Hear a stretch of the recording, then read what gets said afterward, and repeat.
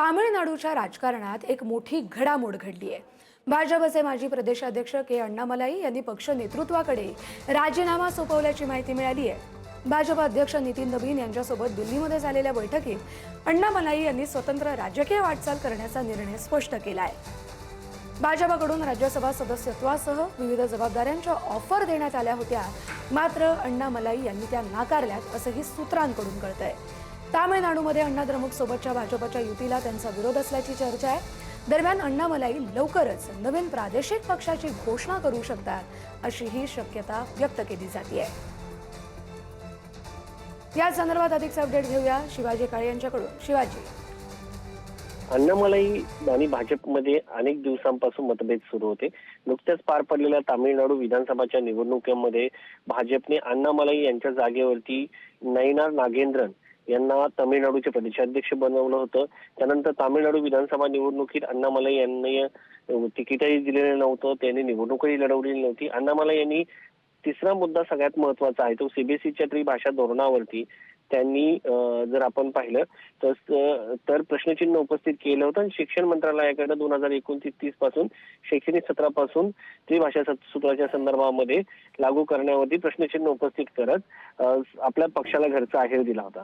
Media जर पाहिले आपण तामिळनाडूच्या, तर त्याच्यामध्ये त्यांचं म्हणणं आहे की एआयडीएमके सोबत भाजपची जी युती झाली होती त्याच्यावरून देखील ते नाराज असल्याचं पाहायला मिळालं होतं। आणि विशेष बाब म्हणजे नुकत्याच पार पडलेल्या तामिळनाडू विधानसभा निवडणुकीमध्ये पक्षाला फक्त एकच जागा मिळाली होती। त्यामुळे अण्णामलाई हे प्रचंड नाराज होते। ते वेगवेगळ्या पक्षांच्या संपर्कात असल्याचं सांगण्यात येत होतं। आवर लीडर कम अँड लीडर्स असं म्हणत वेगवेगळे पोस्टरही लागले होते। त्याच्यामध्ये अर्थ असा आहे की आमचे नेते या आणि आमचं नेतृत्व करा, असं जे पोस्टर लागल्यामुळे ते नवीन पक्ष स्थापन करतील का अशी चर्चा सुरू असताना त्यांनी भाजपच्या श्रेष्ठींची भेट घेतली।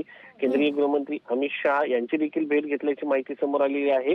आणि त्यानंतर आता जर पाहिलं तर त्यानंतर ते पक्षाचा राजीनामा जो दिलेला आहे तो कायम ठेवतात की पक्षामध्ये कायम राहतात हे पाहणं महत्वाचं आहे। आणि त्याच्यानंतर जर पक्षाचा राजीनामा दिला तर ते दुसऱ्या पक्षात जातात का किंवा स्वतःचा पक्ष काढतात हे देखील पाहणं महत्वाचं असणार आहे। तामिळनाडूचं राजकारण आगामी काळामध्ये प्रचंड इंटरेस्टिंग होताना पाहायला मिळत आहे।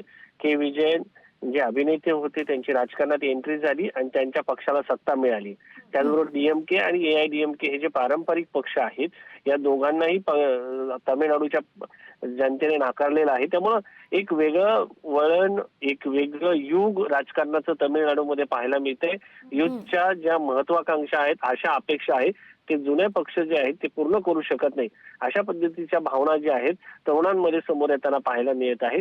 आणि त्यामुळेच जर आपण पाहिलं तर अण्णामलाई हे सध्या माजी प्रदेशाध्यक्ष असलेले अण्णामलाई नवीन पक्ष स्थापन करतात की भाजपमध्येच राहून आपलं काम पुढे चालू ठेवतात हे पाहणं महत्वाचं असेल। बरं, धन्यवाद शिवाजी तुम्ही दिलेल्या माहितीसाठी।